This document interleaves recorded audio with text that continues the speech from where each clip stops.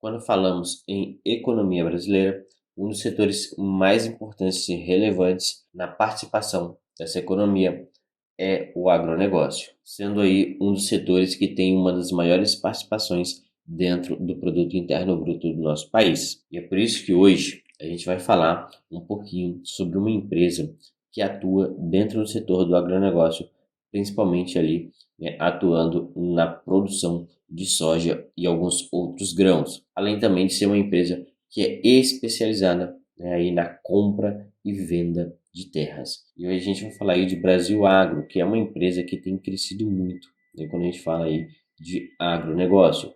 É uma empresa que vem crescendo seus números, né, na produção de grãos e também aí, né, tendo bons resultados em relação à compra e à venda de fazendas. Só que essas empresas, como a Brasil Agro, elas acabam passando por momentos, né, um pouco difíceis, principalmente pelo fato, né, que elas não conseguem precificar o seu produto, mas sim a precificação desse produto é feita aí pelo mercado, tendo um preço padrão, já que a produção dessa empresa é de commodities. Sendo assim, né, eles têm que seguir o preço estipulado pelo mercado. E eu trouxe a apresentação do quarto trimestre de 2023. Normalmente essas empresas também é muito melhor a gente olhar o resultado anual, né, em vez de olhar o resultado trimestral, porque no anual a gente consegue ter uma visão muito melhor do que é a empresa, como que ela funciona, como que está o resultado operacional dela, né, e da onde que está vindo esses resultados. Então, continuando aqui, a gente pode ver que aí no fechamento, né, do exercício de 2023, a empresa terminou com 1,4 bilhões de reais em receita líquida e um lucro líquido de 268,5 milhões de reais, né? Então a empresa foi muito bem aí no ano de 2023. E eles tiveram aqui um EBITDA ajustado no valor de 533 milhões de reais. Eles também conseguiram aí no operacional deles 2,3 milhões de toneladas de produção da safra 2022-2023. Né? E no imobiliário eles tiveram aí boas vendas realizadas nesse exercício, né? Vendendo aí um total de 9 mil hectares úteis, totalizando aí um ganho de 610 milhões de reais. Então aqui tem as vendas que eles realizaram, foram 5 vendas, 12 mil hectares, sendo desses 12 mil hectares, 9 mil hectares de áreas úteis, que totalizou 610 milhões.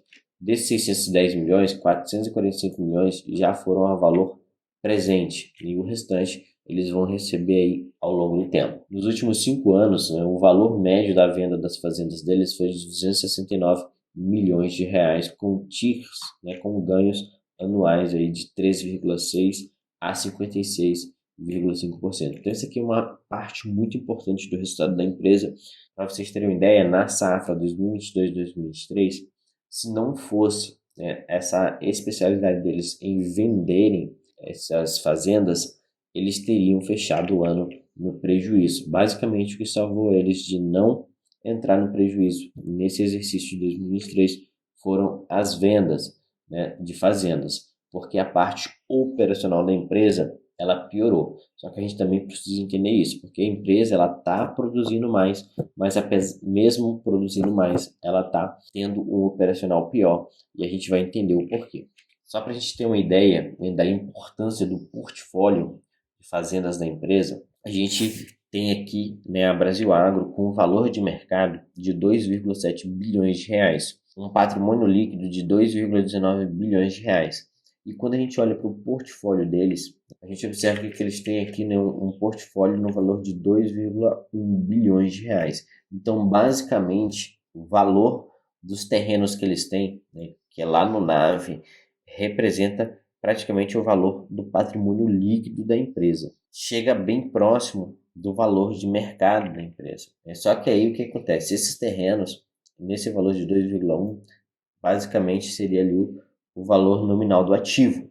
Só que esse valor não é o valor que eles vão vender caso eles fossem vender. Existe uma avaliação, né, e aqui eles trazem duas avaliações para a gente.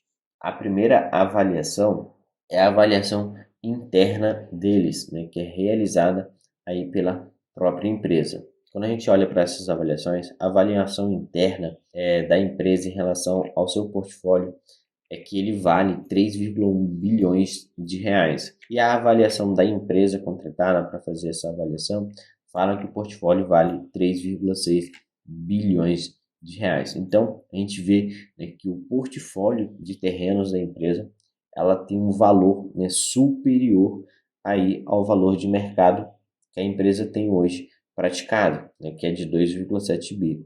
Tendo isso em vista, isso significa que para a empresa chegar ao valor, né, que ela possui de terrenos, ela teria que ter um upside aí de 52%, chegando aí, né, a 3,8 bilhões de reais em valor de mercado, né, valendo aí R$ 37,24 por ação, sendo que hoje, né, ela é negociada aí mais ou menos na casa de R$ 26.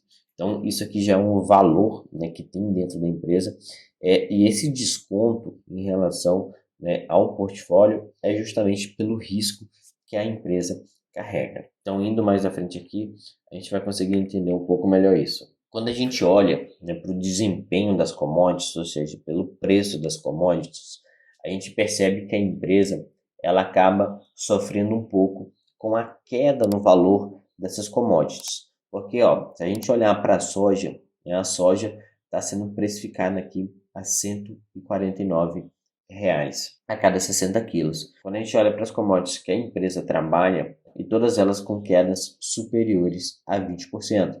Quando a gente olha aqui no milho, por exemplo, foi uma queda de 37%, o algodão 36%, o etanol 25%, a pecuária do boi gordo 35%. E a cana-de-açúcar foi a única que teve uma variação positiva aqui de 2,5%. Então, no geral, né, a empresa vem sofrendo devido ao preço dos produtos que ela negocia, né, que ela planta e vende. Quando a gente olha aqui a produção do ano safra 2022-2023, a empresa ela não conseguiu bater aqui o estimado que ela tinha, né, na produção de cada uma das commodities que ela trabalha. Mas, mesmo assim, eles tiveram um crescimento em relação, né, à safra anterior. Só que esse crescimento ainda assim não conseguiu trazer um resultado financeiro positivo em relação ao operacional da empresa. Só que eles têm uma expectativa para 2023, 2024 com um aumento aí significativo na maior parte das produções, chegando a ter aqui, né, um aumento de 47% na produção da safrinha. Mas é como a gente observou, por mais que eles aumentem, né, a produção, se o preço da commodity que a gente está observando agora não aumentar, né, a empresa não vai ter uma mudança significativa, né, no seu operacional de forma positiva.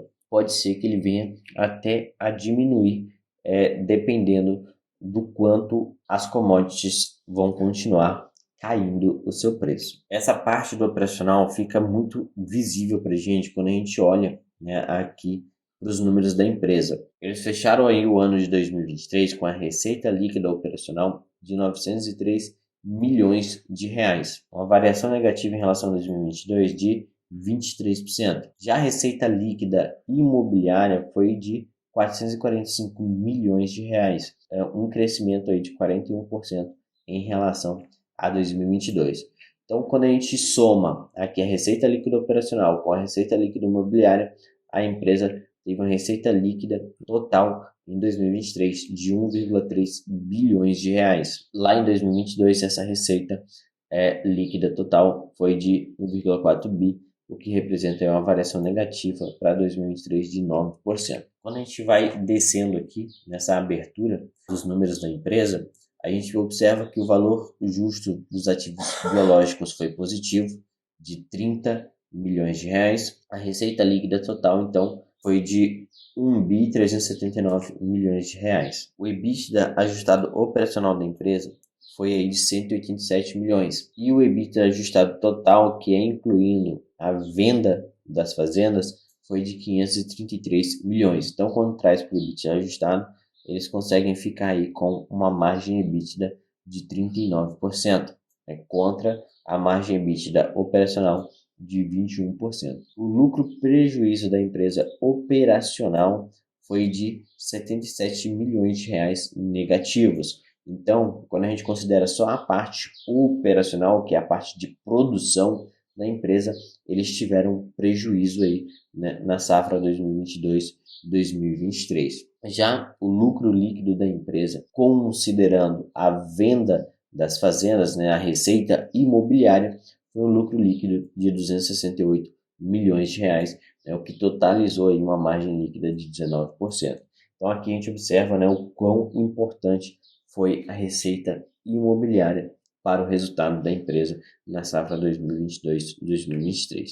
Então é importante a gente olhar isso, né, porque a empresa sofre com o preço das commodities, né, mesmo produzindo mais. A receita operacional ela não vai crescer devido ao fato de que o valor das commodities, ou seja, o valor do produto que ela produz, está diminuindo no mercado. Então ela vai vender mais com um preço menor e isso acaba afetando o resultado operacional dela e ela vai conseguindo, né, ajustar esse resultado para ser positivo com a venda dos ativos, né, das fazendas, tendo aí receita imobiliária. A empresa, né, ela anuncia aí dividendos constantes desde 2018. Em 2022, ela teve o maior pagamento de dividendo até o momento dela aí, que foi de 520 milhões de reais. E no ano 2022, o lucro dela foi de 520 milhões de reais. Então, basicamente, tudo que ela lucrou, ela distribuiu. E em 2023, ela teve aí 268,5 milhões de reais